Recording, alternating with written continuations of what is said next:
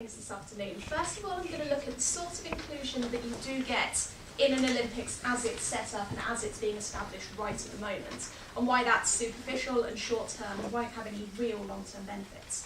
And then secondly, I'm going to look at what does happen if some sort of security breach happens.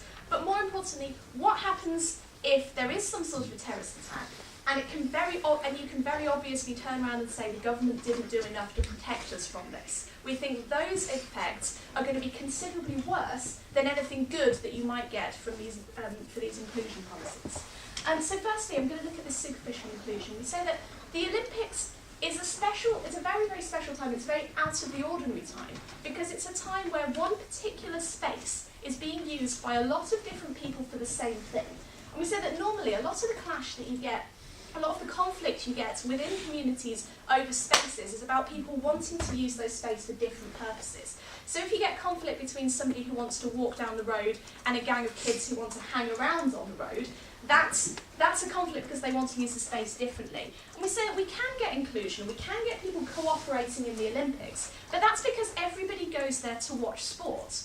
There isn't this clash of interests, there isn't different groups of people who want to use it for different purposes. This comes later, and nothing that the Olympics does will actually break down that clash.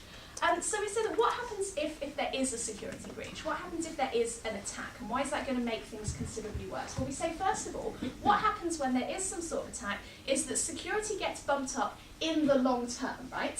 So if there's some sort of attack in minutes, if there's some sort of attack around the Olympic site, then what you're going to see is for months, perhaps even years after, an increased security presence as a response to what happens. This is going to be incredibly harmful. I'll take James to first. How does banning protests, as Tito said, stop terrorist attacks?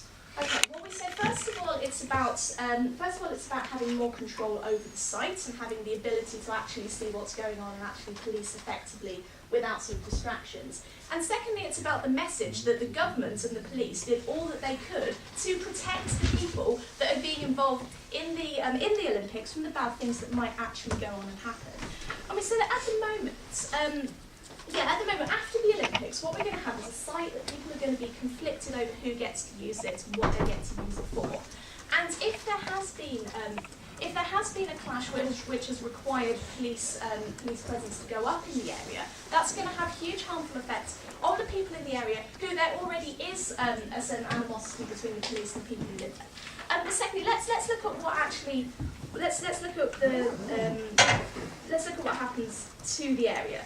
And we say if the government allows, if the perception is that the government allowed some sort of attack to happen, first of all, that tars the entire Olympics with what went wrong.